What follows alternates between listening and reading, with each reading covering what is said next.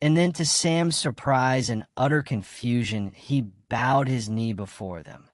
And taking them by the hand, Frodo upon his right and Sam upon his left, he led them to the throne, and setting them upon it, he turned to the men and captains who stood by and spoke, so that his voice rang over all the host, crying, "Praise them with great praise."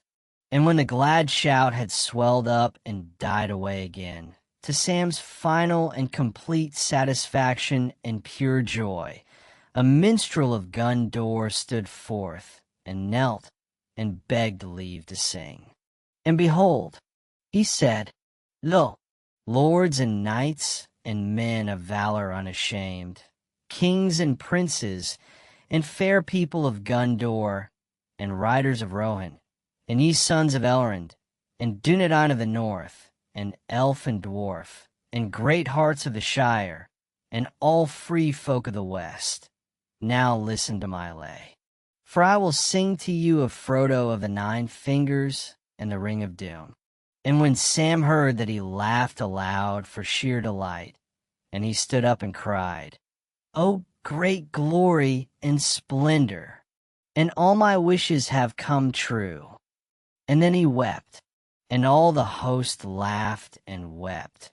And in the midst of their merriment and tears, the clear voice of the minstrel rose like silver and gold, and all men were hushed. And he sang to them, now in the elven tongue, now in the speech of the West, until their hearts, wounded with sweet words, overflowed, and their joy was like swords, and they passed in thought out to regions where pain and delight flow together, and tears are the very wine of blessedness. And at the last, as the sun fell from the noon and the shadows of the trees lengthened, he ended, "Praise them with great praise," he said, and knelt. And then Aragorn stood up, and all the host arose, and they passed the pavilions made ready, to eat and drink and make merry while the day lasted. And then to Sam's surprise and utter confusion, he bowed his knee before them. And taking them by the hand, Frodo upon his right and Sam upon his left, he led them to the throne, and setting them upon it, he turned to the men and captains who stood by and spoke, so that his voice rang over all the host, crying, "Praise them with great praise." And when the glad shout had swelled up and died away again, to Sam's final and complete satisfaction and pure joy, a minstrel of Gondor stood forth, and knelt, and begged leave to sing. And behold, he said, "Lo, lords and knights, and men of valor unashamed, kings and princes, and fair people of Gondor, and riders of Rohan, and ye sons of Elrond, and Dunedain of the north, and elf and dwarf, and great hearts of the Shire, and all free folk of the west, now listen to my lay. For I will sing to you of Frodo of the Nine Fingers and the Ring of Doom." And when Sam heard that, he laughed aloud for sheer delight, and he stood up and cried, "O great glory and splendor, and all my wishes have come true." And then he wept, and all the host laughed and wept. And in the midst of their merriment and tears, the clear voice of the minstrel rose like silver and gold, and all men were hushed. And he sang to them, now in the elven tongue, now in the speech of the West, until their hearts, wounded with sweet words, overflowed, and their joy was like swords, and they passed in thought out to regions where pain and delight flow together, and tears are the very wine of blessedness. And at the last, as the sun fell from a noon and the shadows of the trees lengthened, he ended, "Praise them with great praise," he said, and knelt. And then Aragorn stood up, and all the host arose, and they passed the pavilions made ready, to eat and drink and make merry while the day lasted. Long are the waves on the last shore falling, Sweet are the voices in the lost, I'll calling, in Eresia, in elven home that no man can discover, where the leaves fall not, land of my people forever. And so, singing, Legolas went away down the hill. Then the others also departed, and Frodo and Sam went to their beds and slept. And in the morning they rose again in hope and peace, and they spent many days in Ithilien. For the field of Cormoran, where the host was now encamped, was near to Henethanen, and the stream that flowed from its falls could be heard in the night as it rushed down through its rocky gate, and passed through the flowery meads into the tides of Anduin by the Isle of Carandris. The hobbits wandered here and there, visiting again the places that they had passed before, and Sam hoped always in some shadow of the woods or secret glade to catch, maybe, a glimpse of the great Olipont. And when he learned that at the siege of Gondor there had been a great number of these beasts, but that they were all destroyed, he thought it a sad loss. "Well, one can't be everywhere at once, I suppose," he said, "but I missed a lot, seemingly." In the meanwhile, the host made ready for the return to Minas Tirith. The weary rested and the hurt were healed. For some had labored and fought much with the remnants of the Easterlings and Southrons, until all were subdued. And, latest of all, those returned who had passed into Mordor and destroyed the fortresses in the north of the land. But at the last, when the month of May was drawing near, the captains of the west set out again, and they went aboard ship with all their men, and they sailed from Cair Andrus down Anduin to Osgiliath, and there they remained for one day. And the day after they came to the green fields of the Pelennor, and saw again the white towers under Tol Mandaluin, the city of the men of Gondor, last memory of Westenaes, that had passed through the darkness and fire to a new day. And there in the midst of the fields they set up their pavilions and awaited the morning, for it was the eve of May, and the king would enter his gates with the rising of the sun. Chapter 5. The Steward and the King. Over the city of Gondor doubt and great dread had hung. Fair weather and clear sun had seemed but a mockery to men whose days held little hope, and who looked each morning for news of doom. Their lord was dead and burned. Dead lay the king of Rohan in their citadel, and the new king that had come to them the night was gone again to a war with powers too dark and terrible for any might or valor to conquer. And no news came. After the host left Morgul Vale and took the northward road beneath the shadow of the mountains, no messenger had returned, nor any rumor of what was passing in the brooding east. When the captains were but 2 days gone, the lady bade the women who tended her to bring her raiment, and she would not be gainsaid, but rose.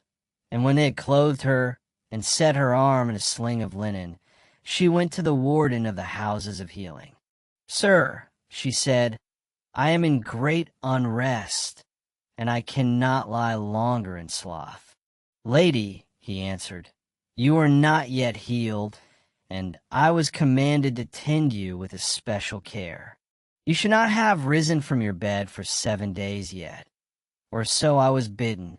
I beg you to go back." "I am healed," she said, "healed at least in body, save my left arm only, and that is at ease. But I shall sicken anew, if there is naught that I can do." "Are there no tidings of war?" "The women can tell me nothing."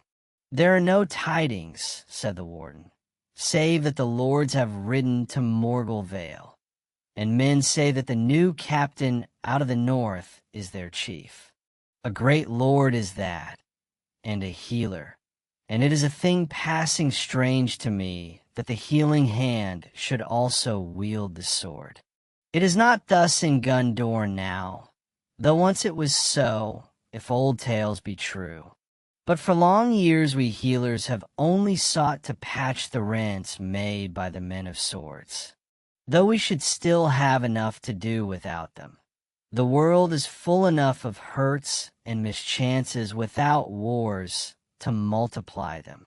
It needs but one foe to breed a war, not two, Master Warden, answered Owen. And those who have not swords can still die upon them. Would you have the folk of Gundor gather you herbs only when the Dark Lord gathers armies? And it is not always good to be healed in body, nor is it always evil to die in battle, even in bitter pain. Were I permitted, in this dark hour I would choose the latter. The warden looked at her. Tall she stood there, her eyes bright in her white face, her right hand clenched as she turned and gazed out his window that opened to the east. He sighed and shook his head. After a pause, she turned to him again. "Is there no deed to do?" she said. "Who commands in this city?" "I do not rightly know," he answered. "Such things are not my care. There is a marshal over the riders of Rohan, and the Lord Hurin, I am told, commands the men of Gundor. But the Lord Faramir is by right the steward of the city. Where can I find him?" "In this house, lady. He was sorely hurt, but is now set again on the way to health. But I do not know. Will you not bring me to him? Then you will know."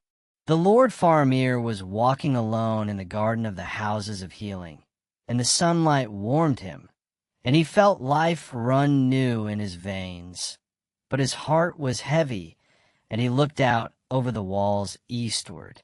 And coming, the warden spoke his name, and he turned and saw the Lady Ewan of Rohan, and he was moved with pity, for he saw that she was hurt, and his clear sight perceived her sorrow and unrest.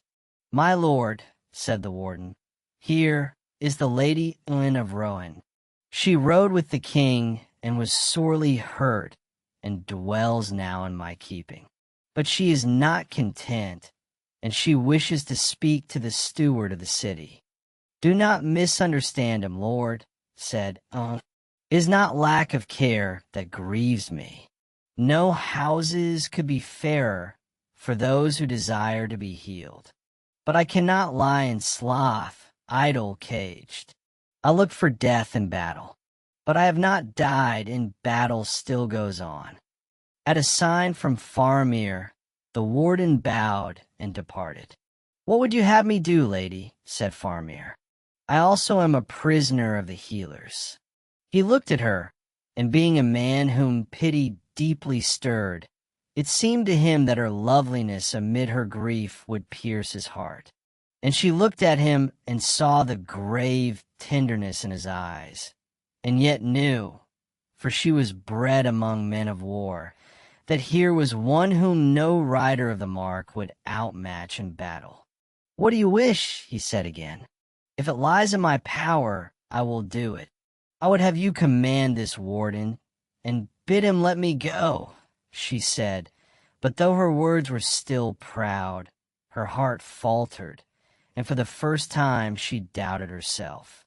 She guessed that this tall man, both stern and gentle, might think her merely wayward, like a child that has not the firmness of mind to go on with a dull task to the end. "I myself am in the warden's keeping," answered Faramir, "nor have I yet taken up my authority in the city. But had I done so, I should still listen to his counsel, and should not cross his will in matters of his craft, unless in some great need. But I do not desire healing," she said. "I wish to ride to war like my brother Eomer, or better like Theoden the king, for he died and has both honor and peace. It is too late, lady, to follow the captains, even if you had the strength," said Faramir. "But death in battle may come to us all yet, willing or unwilling. You will be better prepared to face it in your own manner, if while there is still time you do as the healer commanded. You and I, We must endure with patience the hours of waiting." She did not answer, but as he looked at her, it seemed to him that something in her softened, as though a bitter frost were yielding at the first faint presage of spring. A tear sprang in her eye and fell down her cheek like a glistening raindrop. Her proud head drooped a little. Then quietly, more as if speaking to herself than to him, "But the healers would have me lie abed 7 days yet," she said, "and my window does not look eastward." Her voice was now that of a maiden young and sad. Faramir smiled, though his heart was filled with pity. "Your window does not look eastward," he said. "That could be amended. In this I will command the warden. If you will stay in this house in our care, lady, and take your rest, then you shall walk in this garden in the sun, as you will, and you shall look east, whither all our hopes have gone. And here you will find me, walking and waiting, and also looking east. It would ease my care if you would speak to me or walk at whiles with me." Then she raised her head and looked him in the eyes again, and a color came in her pale face. "How should I ease your care, my lord?" she said. "And I do not desire the speech of living men." "Would you have my plain answer?" he said. "I would." "Then, Eowyn of Rohan, I say to you that you are beautiful. In the valleys of our hills there are flowers fair and bright, and maidens fairer still, but neither flower nor lady have I seen till now in Gondor so lovely and so sorrowful. It may be that only a few days are left ere darkness falls upon our world, and when it comes I hope to face it steadily. But it would ease my heart if while the sun yet shines, I could see you still. For you and I have both passed under the wings of the shadow, and the same hand drew us back." "Alas, not me, lord," she said. "Shadow lies on me still. Look not to me for healing. I am a shield maiden, and my hand is ungentle. But I thank you for this at least, that I need not keep to my chamber. I will walk abroad by the grace of the steward of the city." And she did him a courtesy and walked back to the house. But Faramir for a long while walked alone in the garden, and his glance now strayed rather to the house than to the eastward walls. When he returned to his chamber, he called for the warden, and heard all that he could tell of the Lady of Rohan. "But I doubt not, lord," said the warden, "that you would learn more from the halfling that is with us, for he was in the riding of the king, and with the lady at the end, they say." And so Merry was sent to Faramir, and while that day lasted they talked long together, and Faramir learned much, more even than Merry put into words, and he thought that he understood now something of the grief and unrest of Eowyn of Rohan. And in the fair evening Faramir and Merry walked in the garden, but she did not come. But in the morning, as Faramir came from the houses, he saw her as she stood upon the walls, and she was clad all in white, and gleamed in the sun. And he called to her, and she came down, and they walked on the grass or sat under a green tree together, now in silence, now in speech. And each day after they did likewise. And the warden, looking from his window, was glad in heart, for he was a healer, and his care was lightened. And certain it was that, heavy as was the dread and foreboding of those days upon the hearts of men, still these two of his charges prospered and grew daily in strength. And so the 5th day came since the Lady Eowyn went first to Faramir, and they stood now together once more upon the walls of the city and looked out. No tidings had yet come, and all hearts were darkened. The weather, too, was bright no longer. It was cold. A wind that had sprung up in the night was blowing now keenly from the north, and it was rising, but the lands about looked gray and drear. They were clad in warm raiment and heavy cloaks, and over all the lady wore a great blue mantle of the color of deep summer night, and it was set with silver stars about hem and throat. Faramir had sent for this robe and had wrapped it about her, and he thought that she looked fair and queenly indeed as she stood there at his side. The mantle was wrought for his mother, Finduilas of Amroth, who died untimely, and was to him but a memory of loveliness in far days and of his first grief. And her robe seemed to him raiment fitting for the beauty and sadness of it. But she now shivered beneath the starry mantle, and she looked northward above the gray hither lands, into the eye of the cold wind where far away the sky was hard and clear. "What do you look for, Eowyn?" said Faramir. "Does not the black gate lie yonder?" said she. "And must he not now be come thither? It is 7 days since he rode away." "7 days," said Faramir.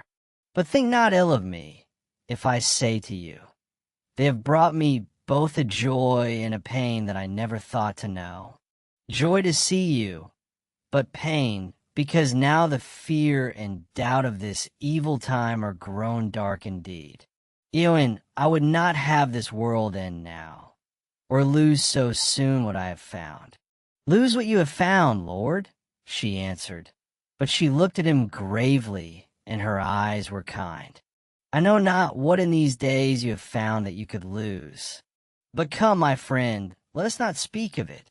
Let us not speak at all. I stand upon some dreadful brink, and it is utterly dark in the abyss before my feet, but whether there is any light behind me, I cannot tell. For I cannot turn yet. I wait for some stroke of doom." "Yes, we wait for the stroke of doom," said Faramir. And they said no more. And it seemed to them as they stood upon the wall that the wind died, and the light failed, and the sun was bleared, and all sounds in the city or in the lands about were hushed. Neither wind, nor voice, nor bird call, nor rustle of leaf, nor their own breath could be heard. The very beating of their hearts was stilled. Time halted, and as they stood so, their hands met and clasped, though they did not know it. And still they waited for they knew not what. Then presently it seemed to them that above the ridges of the distant mountains another vast mountain of darkness rose, towering up like a wave that should engulf the world, and about it lightnings flickered, and then a tremor ran through the earth, and they felt the walls of the city quiver. A sound like a sigh went up from all the lands about them, and their hearts beat suddenly again. "It reminds me of Numenor," said Faramir, and wondered to hear himself speak. "Of Numenor," said Eowyn. "Yes," said Faramir, "of the land of Westerness that foundered, and of the great dark wave climbing over the green lands and above the hills, and coming on, darkness unescapable. I often dream of it." "Then you think that the darkness is coming?" said Eowyn. "Darkness unescapable." And suddenly she drew close to him. "No," said Faramir, looking into her face. "It was but a picture in the mind. I do not know what is happening. The reason of my waking mind tells me that great evil has befallen and we stand at the end of days. But my heart says nay, and all my limbs are light, and a hope and joy are come to me that no reason can deny. White Lady of Rohan, in this hour I do not believe that any darkness will endure." And he stooped and kissed her brow. And so they stood on the walls of the city of Gondor, and a great wind rose and blew, and their hair, raven and golden, streamed out mingling in the air. And the shadow departed, and the sun was unveiled, and light leaped forth, and the waters of Anjuin shone like silver, and in all the houses of the city men sang for the joy that welled up in their hearts from what source they could not tell. And before the sun had fallen far from the noon out of the east, there came a great eagle flying, and he bore tidings beyond hope from the lords of the west, crying, "Sing now, ye people of the tower of Aenir, for the realm of Sauron is ended forever, and the dark tower is thrown down. Sing and rejoice, ye people of the tower of Guard, for your watch hath not been in vain, and the black gate is broken, and your king hath passed through, and he is victorious. Sing and be glad, all ye children of the west, for your king shall come again, and he shall dwell among you all the days of your life. And the tree that was withered shall be renewed, and he shall plant it in the high places, and the city shall be blessed. Sing all ye people." And the people sang in all the ways of the city. The days that followed were golden, and spring and summer joined and made revel together in the fields of Gondor. And tidings now came by swift riders from Cair Andrus of all that was done, and the city made ready for the coming of the king. Mary was summoned and rode away with the wains that took store of goods to Osgiliath, and thence by ship to Cair Andrus. But Faramir did not go, for now being healed, he took upon him his authority and the stewardship, although it was only for a little while, and his duty was to prepare for one who should replace him. And Eowyn did not go, though her brother sent word begging her to come to the field of Cormoran. And Faramir wondered at this, but he saw her seldom, being busy with many matters. And she dwelt still in the houses of healing and walked alone in the garden, and her face grew pale again, and it seemed that in all the city she only was ailing and sorrowful. And the warden of the houses was troubled, and he spoke to Faramir. Then Faramir came and sought her, and once more they stood on the walls together.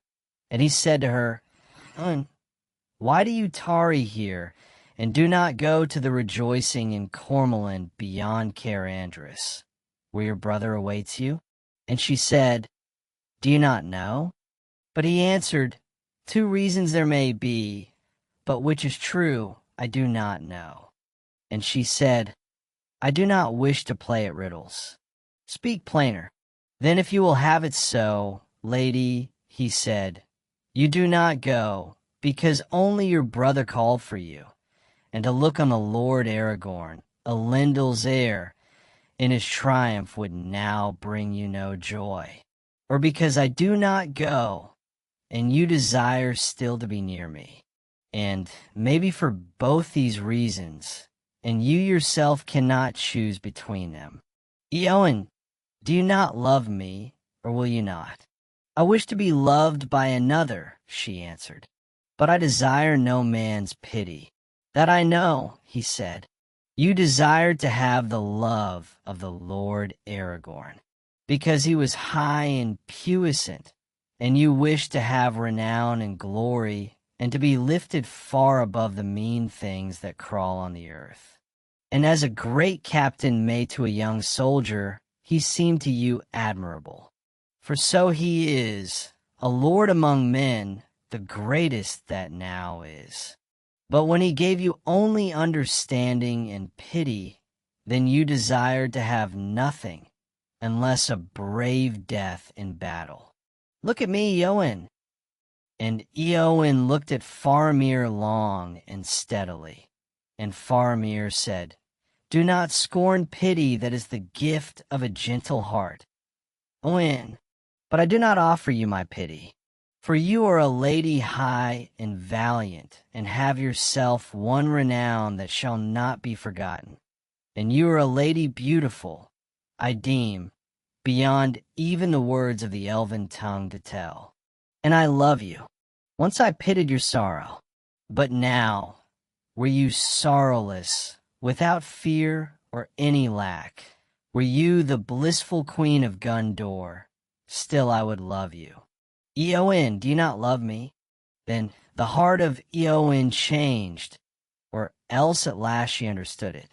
And suddenly her winter passed, and the sun shone on her. I stand in Minas Aenir, the tower of the sun, she said, and behold, the shadow has departed. I will be a shield maiden no longer, nor vie with the great riders, nor take joy only in the songs of slaying. I will be a healer and love all things that grow and are not barren. And again she looked at Faramir. No longer do I desire to be a queen, she said. Then Faramir laughed merrily. That is well, he said, for I am not a king. Yet I will wed with the white lady of Rohan, if it be her will. And if she will, then let us cross the river, and in happier days let us dwell in fair Ithilien, and there make a garden. All things will grow with joy there, if the white lady comes. Then must I leave my own people, man of Gundor, she said. And would you have your proud folk say of you, there goes a lord who tamed a wild shield maiden of the north. Was there no woman of the race of Numenor to choose? I would, said Faramir. And he took her in his arms and kissed her under the sunlit sky. And he cared not that they stood high upon the walls in the sight of many. And many indeed saw them, and the light that shone about them as they came down from the walls, and went hand in hand to the houses of healing. And to the warden of the houses Faramir said, Here is the lady Eowyn of Rohan, and now she is healed. And the warden said, Then I release her from my charge, and bid her farewell, and may she suffer never hurt nor sickness again. I commend her to the care of the steward of the city, until her brother returns. But Owen said, Yet now that I have leave to depart, I would remain. For this house has become to me of all dwellings the most blessed. And she remained there until King Eomer came. All things were now made ready in the city, and there was great concourse of people, for the tidings had gone out into all parts of Gundor, from Min Rimmon even to Pinnith Gelen and the far coasts of the sea, and all that could come to the city made haste to come. And the city was filled again with women and fair children that returned to their homes laden with flowers. And from Dol Amroth came the harpers that harped most skillfully in all the land. And there were players upon viols, and upon flutes, and upon horns of silver, and clear-voiced singers from the Valas of Lebanon. At last an evening came when from the walls the pavilions could be seen upon the field, and all-night lights were burning as men watched for the dawn. And when the sun rose in the clear morning above the mountains in the east, upon which shadows lay no more, then all the bells rang, and all the banners broke and flowed in the wind. And upon the white tower of the citadel the standard of the stewards, bright argent like snow in the sun, bearing no charge nor device, was raised over Gundor for the last time. Now the captains of the west led their host towards the city, and folks saw them advance in line upon line, flashing and glinting in the sunrise, and rippling like silver. And so they came before the gateway, and halted a furlong from the walls. As yet no gates had been set up again, but a barrier was laid across the entrance to the city, and there stood men at arms in silver and black with long swords drawn.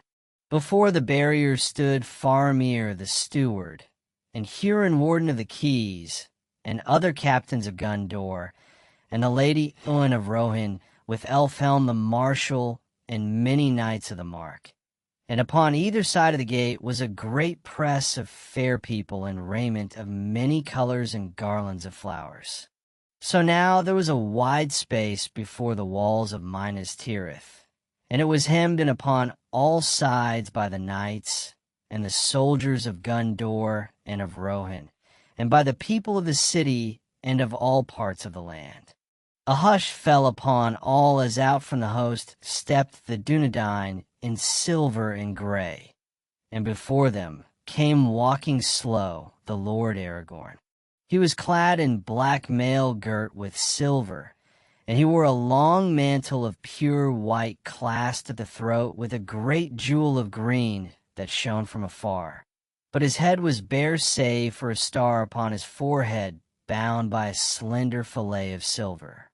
With him were Eomer of Rohan, and the Prince Imrahil, and Gandalf robed all in white, and 4 small figures that many men marveled to see.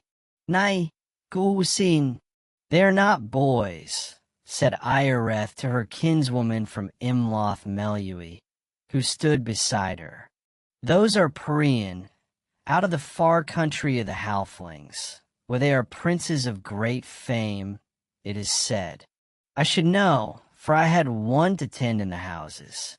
They are small, but they are valiant.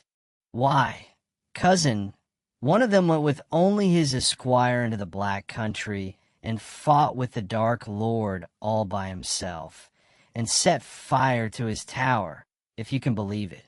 At least that is the tale in the city. That will be the one that walks with our Elfstone. They are dear friends, I hear. Now he is a marvel, the Lord Elfstone, not too soft in his speech, mind you, but he has a golden heart, as the saying is, and he has the healing hands. The hands of the king are the hands of a healer, I said, and that was how it was all discovered. And Mithrandir, he said to me, Iareth, men will long remember your words, But Iareth was not permitted to continue the instruction of her kinswoman from the country, for a single trumpet rang, and a dead silence followed. Then forth from the gate went Faramir with Hurin of the Keys, and no others, save that behind them walked 4 men in the high helms and armor of the citadel, and they bore a great casket of black lebethrin bound with silver. Faramir met Aragorn in the midst of those there assembled, and he knelt and said, The last steward of Gundor begs leave to surrender his office. And he held out a white rod, but Aragorn took the rod and gave it back, saying, That office is not ended, and it shall be thine and thy heirs as long as my line shall last. Do now thy office. Then Faramir stood up and spoke in a clear voice. Men of Gundor, hear now the steward of this realm. Behold, one has come to claim the kingship again at last. Here is Aragorn's son of Arathorn, chieftain of the Dunedain of Arnor, captain of the host of the west, bearer of the star of the north, wielder of the sword reforged, victorious in battle, whose hands bring healing, the Elfstone, Elisar of the line of Valandil, Isildur's son, Elendil's son of Numenor. Shall he be king and enter into the city and dwell there? And all the host and all the people cried with one voice. And Iareth said to her kinswoman, This is just a ceremony such as we have in the city, cousin, for he has already entered, as I was telling you. And he said to me, and then again she was obliged to silence, for Faramir spoke again. Men of Gundor, the lore masters tell that it was the custom of old that the king should receive the crown from his father ere he died, or if that might not be, that he should go alone and take it from the hands of his father in the tomb where he was laid. But since things must now be done otherwise, using the authority of the steward, I have today brought hither from Rathdinan the crown of Urnr the last king, whose days passed in the time of our long fathers of old. Then the guard stepped forward, and Faramir opened the casket, and he held up an ancient crown. It was shaped like the helms of the guards of the citadel, save that it was loftier, and it was all white, and the wings at either side were wrought of pearl and silver in the likeness of the wings of a sea-bird, for it was the emblem of kings who came over the sea. And 7 gems of adamant were set in the circlet, and upon its summit was set a single jewel, the light of which went up like a flame. Then Aragorn took the crown and held it up and said, Earelo andorena utulia, sinoma marwan archildiniarten ambarmeta. And those were the words that Elendil spoke when he came up out of the sea on the wings of the wind. Out of the great sea to Middle-earth I am come. In this place will I abide, and my heirs unto the ending of the world. Then to the wonder of many Aragorn did not put the crown upon his head, but gave it back to Faramir, and said, By the labor and valor of many I have come into my inheritance. In token of this, I would have the ring-bearer bring the crown to me, and let Mithrandir set it upon my head, if he will. For he has been the mover of all that has been accomplished, and this is his victory. Then Frodo came forward and took the crown from Faramir and bore it to Gandalf. And Aragorn knelt, and Gandalf set the white crown upon his head and said, Now come the days of the king, and may they be blessed while the thrones of the Vala endure. But when Aragorn arose, all that beheld him gazed in silence, for it seemed to them that he was revealed to them now for the first time. Tall as the sea kings of old, he stood above all that were near. Ancient of days he seemed, and yet in the flower of manhood, and wisdom sat upon his brow, and strength and healing were in his hands, and a light was about him. And then Faramir cried, Behold the king! And in that moment all the trumpets were blown, and the king Elessar went forth and came to the barrier, and Hurin of the keys thrust it back. And amid the music of harp and of viol and of flute and the singing of clear voices the king passed through the flower-laden streets, and came to the citadel, and entered in. And the banner of the tree and the stars was unfurled upon the topmost tower, and the reign of King Elessar began, of which many songs have told. In his time the city was made more fair than it had ever been, even in the days of its first glory. And it was filled with trees and with fountains, and its gates were wrought of mithril and steel, and its streets were paved with white marble. And the folk of the mountain labored in it, and the folk of the wood rejoiced to come there. And all was healed and made good, and the houses were filled with men and women and the laughter of children. And no window was blind, nor any courtyard empty. And after the ending of the third age of the world into the new age, it preserved the memory and the glory of the years that were gone. In the days that followed his crowning, the king sat on his throne in the hall of the kings and pronounced his judgments. And embassies came from many lands and peoples, from the east and the south, and from the borders of Mirkwood, and from Dunland in the west. And the king pardoned the Easterlings that had given themselves up, and sent them away free, and he made peace with the peoples of Harad. And the slaves of Mordor he released, and gave to them all the lands about Lake Nirnan to be their own. And there were brought before him many to receive his praise and reward for their valor. And last the captain of the guard brought to him Baragond to be judged. And the king said to Baragond, Baragond, by your sword blood was spilled in the hallows, where that is forbidden. Also you left your post without leave of lord or of captain. For these things of old, death was the penalty. Now therefore I must pronounce your doom. All penalty is remitted for your valor in battle, and still more, because all that you did was for the love of the Lord Faramir.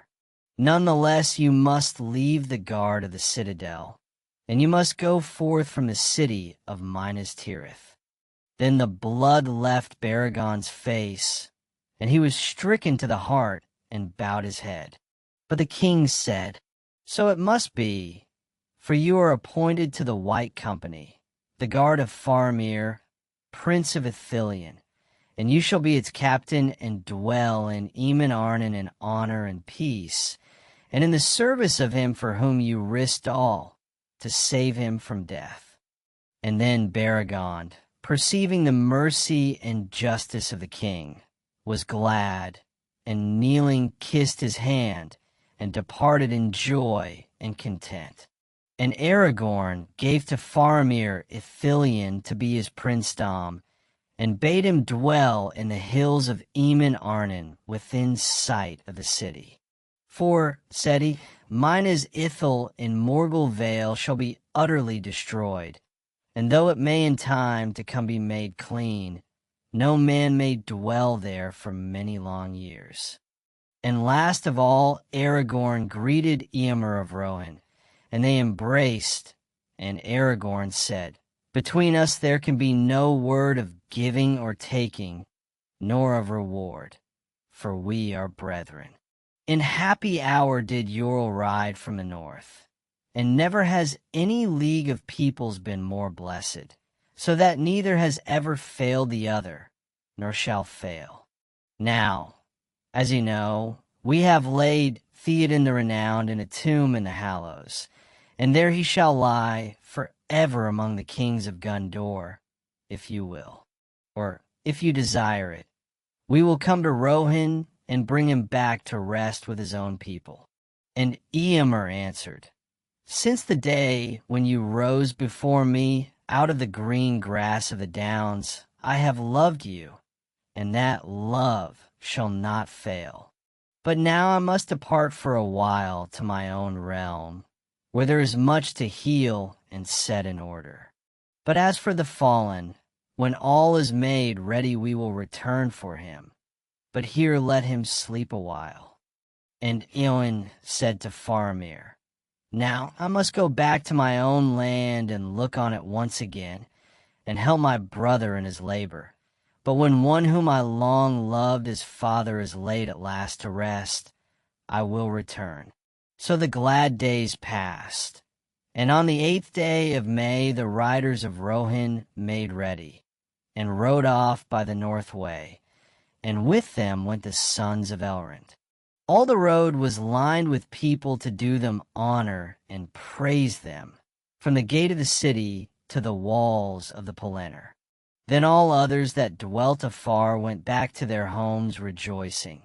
But in the city there was labor of many willing hands to rebuild and renew and to remove all the scars of war and the memory of the darkness. The hobbits still remained in Minas Tirith with Legolas and Gimli, for Aragorn was loath for the fellowship to be dissolved. "At last all such things must end," he said, "but I would have you wait a little while longer, for the end of the deeds that you have shared in has not yet come. A day draws near that I have looked for in all the years of my manhood, and when it comes I would have my friends beside me." But of that day he would say no more. In those days the companions of the ring dwelt together in a fair house with Gandalf, and they went to and fro as they wished. And Frodo said to Gandalf, "Do you know what this day is that Aragorn speaks of? For we are happy here, and I don't wish to go, but the days are running away, and Bilbo is waiting, and the Shire is my home." "As for Bilbo," said Gandalf, "he is waiting for the same day, and he knows what keeps you. And as for the passing of the days, it is now only May, and high summer is not yet in. And though all things may seem changed, as if an age of the world had gone by, yet to the trees and the grass it is less than a year since you set out." "Pippin," said Frodo, Didn't you say that Gandalf was less close than of old? He was weary of his labors then, I think. Now he's recovering. And Gandalf said, Many folk like to know beforehand what is to be set on the table. But those who have labored to prepare the feast like to keep their secret, for wonder makes the words of praise louder. And Aragorn himself waits for a sign. There came a day when Gandalf could not be found, and the companions wondered what was going forward. But Gandalf took Aragorn out from the city by night, and he brought him to the southern feet of Mount Mindalluin. And there they found a path made in ages past that few now dared to tread. For it led up onto the mountain to a high hollow where only the kings had been wont to go. And they went up by steep ways until they came to a high field below the snows that clad the lofty peaks, and it looked down over the precipice that stood behind the city. And standing there they surveyed the lands, for the morning was come, and they saw the towers of the city far below them like white pencils touched by the sunlight, and all the vale of Anduin was like a garden, and the mountains of shadow were veiled in a golden mist. Upon the one side their sight reached to the gray Eamon Mule, and the glint of Rhoros was like a star twinkling far off, and upon the other side they saw the river like a ribbon laid down to Pelargir, and beyond there was a light on the hem of the sky that spoke of the sea. And Gandalf said, This is your realm, and the heart of the greater realm that shall be. The third age of the world is ended, and the new age is begun, and it is your task to order its beginning and to preserve what may be preserved. For though much has been saved, much must now pass away, and the power of the three rings also is ended. And all the lands that you see, and those that lie round about them, shall be dwellings of men. For the time comes of the dominion of men, and the elder kindred shall fade or depart. I know it well, dear friend, said Aragorn, but I would still have your counsel. Not for long now, said Gandalf. The third age was my age. I was the enemy of Sauron, and my work is finished. I shall go soon. The burden must lie now upon you and your kindred. But I shall die, said Aragorn, for I am a mortal man, and though being what I am and of the race of the West unmingled, I shall have life far longer than other men. Yet that is but a little while. And when those who are now in the wombs of women are born and have grown old, I too shall grow old. And who then shall govern Gondor, and those who look to this city as to their queen, if my desire be not granted? The tree in the court of the fountain is still withered and barren. When shall I see a sign that it will ever be otherwise? Turn your face from the green world, and look where all seems barren and cold, said Gandalf. Then Aragorn turned, and there was a stony slope behind him running down from the skirts of the snow. And as he looked he was aware that alone there in the waste a growing thing stood. And he climbed to it, and saw that out of the very edge of the snow there sprang a sapling tree no more than 3 foot high. Already it had put forth young leaves long and shapely, dark above and silver beneath, and upon its slender crown it bore one small cluster of flowers whose white petals shone like the sunlit snow. Then Aragorn cried, "Yeah, you Tuvian eyes, I have found it. Lo, here is a scion of the eldest of trees. But how comes it here? For it is not itself yet 7 years old." And Gandalf coming looked at it, and said, "Verily this is a sapling of the line of Nimloth the Fair, and that was a seedling of Galathilion, and that a fruit of Telperion of many names, eldest of trees. Who shall say how it comes here in the appointed hour? But this is an ancient hallow, and ere the kings failed or the tree withered in the court, a fruit must have been set here. For it is said that, though the fruit of the tree comes seldom to ripeness, yet the life within may then lie sleeping through many long years, and none can foretell the time in which it will awake. Remember this, for if ever a fruit ripens, it should be planted, lest the line die out of the world. Here it has lain hidden on the mountain, even as the race of Elendil lay hidden in the wastes of the north. Yet the line of Nimloth is older far than your line, King Elisar. Then Aragorn laid his hand gently to the sapling, and lo, it seemed to hold only lightly to the earth, and it was removed without hurt, and Aragorn bore it back to the citadel. Then the withered tree was uprooted, but with reverence, and they did not burn it, but laid it to rest in the silence of Rathdinan. And Aragorn planted the new tree in the court by the fountain, and swiftly and gladly it began to grow, and when the month of June entered in it was laden with blossom. "The sign has been given," said Aragorn, "and the day is not far off." And he set watchmen upon the walls. It was the day before midsummer, when messengers came from Amon Din to the city, and they said that there was a riding of fair folk out of the north, and they drew near now to the walls of the Pelennor. And the king said, "At last they have come. Let all the city be made ready." Upon the very eve of midsummer, when the sky was blue as sapphire and white stars opened in the east, but the west was still golden, and the air was cool and fragrant, the riders came down the north way to the gates of Minas Tirith.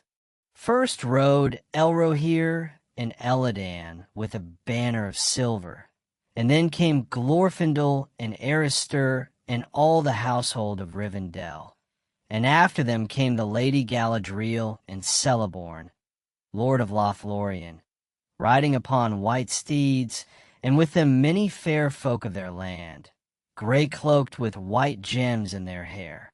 And last came Master Elrond, mighty among elves and men, bearing the scepter of Enumenes. And beside him upon a gray palfrey rode Arwen his daughter, even star of her people. And Frodo, when he saw her come glimmering in the evening, with stars on her brow and a sweet fragrance about her, was moved with great wonder, and he said to Gandalf, "At last I understand why we have waited. This is the ending. Now not day only shall be beloved, but night too shall be beautiful and blessed, and all its fear pass away." Then the king welcomed his guests, and they alighted, and Elrond surrendered the scepter, and laid the hand of his daughter in the hand of the king. And together they went up into the high city, and all the stars flowered in the sky. And Aragorn, the King Elisar, wedded Arwen Undamil in the city of the kings upon the day of midsummer, and the tale of their long waiting and labors was come to fulfillment. Chapter 6. Many partings. When the days of rejoicing were over, at last the companions thought of returning to their own homes. And Frodo went to the king as he was sitting with the Queen Arwen by the fountain, as she sang a song of Valinor, while the tree grew and blossomed. They welcomed Frodo and rose to greet him, and Aragorn said, "I know what you have come to say. Frodo, you wish to return to your own home. Well, dearest friend, the tree grows best in the land of its sires. But for you, in all the lands of the West, there will ever be a welcome. And though your people have had little fame in the legends of the great, they will now have more renown than many wide realms that are no more." "It is true that I wish to go back to the Shire," said Frodo. "But first I must go to Rivendell. For if there could be anything wanting in a time so blessed, I missed Bilbo, and I was grieved when among all the household of Elrond I saw that he was not come. Do you wonder at that, ring-bearer? Said Arwen. For you know the power of that thing which is now destroyed, and all that was done by that power is now passing away. But your kinsman possessed this thing longer than you. He is ancient in years now, according to his kind, and he awaits you, for he will not again make any long journey save one. Then I beg leave to depart soon, said Frodo. In 7 days we will go, said Aragorn, for we shall ride with you far on the road, even as far as the country of Rohan. In 3 days now Eomer will return hither to bear Theoden back to rest in the Mark, and we shall ride with him to honor the fallen.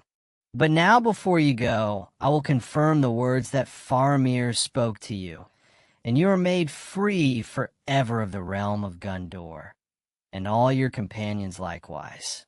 And if there were any gifts that I could give to match with your deeds, you should have them.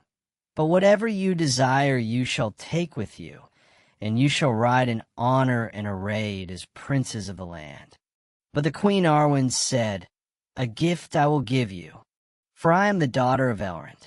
I shall not go with him now when he departs to the havens, for mine is the choice of Luthien, and as she so have I chosen, both the sweet and the bitter. But in my stead you shall go, ring-bearer, when the time comes, and if you then desire it. If your hurts grieve you still, and the memory of your burden is heavy, then you may pass into the west, until all your wounds and weariness are healed. But wear this now in memory of Elfstone and Evenstar with whom your life has been woven. And she took a white gem like a star that lay upon her breast, hanging upon a silver chain, and she set the chain about Frodo's neck. When the memory of the fear and the darkness troubles you, she said, This will bring you aid. In 3 days, as the king had said, Eomer of Rohan came riding to the city, and with him came an Eard of the fairest knights of the Mark. He was welcomed, and when they sat all at table in Marathond, the great hall of feasts, he beheld the beauty of the ladies that he saw, and was filled with great wonder. And before he went to his rest, he sent for Gimli the dwarf, and he said to him, Gimli, Gloin's son, have you your axe ready? Nay, lord, said Gimli, but I can speedily fetch it, if there be need. You shall judge, said Eomer, for there are certain rash words concerning the lady in the golden wood that lie still between us. And now I have seen her with my eyes. Well, lord, said Gimli, and what say you now? Alas, said Eomer, I will not say that she is the fairest lady that lives. Then I must go for my axe, said Gimli. But first I will plead this excuse, said Eomer. Had I seen her in other company, I would have said all that you could wish. But now I will put Queen Arwen Evenstar first, and I am ready to do battle on my own part with any who deny me. Shall I call for my sword? Then Gimli bowed low. Nay, you are excused for my part, lord, he said. You have chosen the evening, but my love is given to the morning, and my heart forebodes that soon it will pass away forever. At last the day of departure came, and a great and fair company made ready to ride north from the city. Then the kings of Gondor and Rohan went to the Hallows, and they came to the tombs in Rathdinan. And they bore away King Theoden upon a golden bier, and passed through the city in silence. Then they laid the bier upon a great wain with riders of Rohan all about it, and his banner borne before. And Merry, being Theoden's squire, rode upon the wain, and kept the arms of the king. For the other companion steeds were furnished according to their stature, and Frodo and Samwise rode at Aragorn's side, and Gandalf rode upon Shadowfax, and Pippin rode with the knights of Gondor, and Legolas and Gimli as ever rode together upon Arad.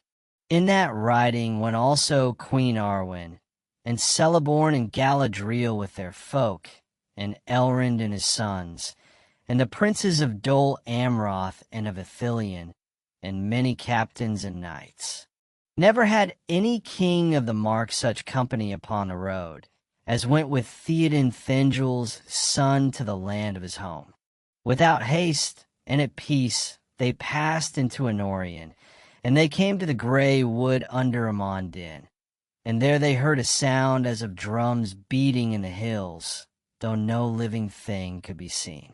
Then Aragorn let the trumpets be blown, and heralds cried, "Behold, the King Elisar is come. The forest of Druadan he gives to Gon-Burigan and to his folk to be their own forever, and hereafter let no man enter it without their leave." Then the drums rolled loudly and were silent. At length, after 15 days of journey, the wain of King Theoden passed through the green fields of Rohan and came to Adoras, and there they all rested. The golden hall was arrayed with fair hangings, and it was filled with light, and there was held the highest feast that it had known since the days of its building. For after 3 days the men of the Mark prepared the funeral of Theoden, and he was laid in a house of stone with his arms and many other fair things that he had possessed, and over him was raised a great mound, covered with green turves of grass and of white evermind. And now there were 8 mounds on the east side of the bare-field. Then the riders of the king's house upon white horses rode round about the barrow, and sang together a song of Theoden Thingol's son, that Gleowine his minstrel made, and he made no other song after. The slow voices of the riders stirred the hearts even of those who did not know the speech of that people. But the words of the song brought a light to the eyes of the folk of the Mark, as they heard again afar the thunder of the hoofs of the north, and the voice of Yorl crying above the battle upon the field of Celebrate. And the tale of the kings rolled on, and the horn of Helm was loud in the mountains, until the darkness came, and King Theoden arose, and rode through the shadow to the fire, and died in splendor, even as the sun, returning beyond hope, gleamed upon Mindalluin in the morning. Out of doubt, out of dark, to the day's rising. He rode singing in the sun, sword unsheathing.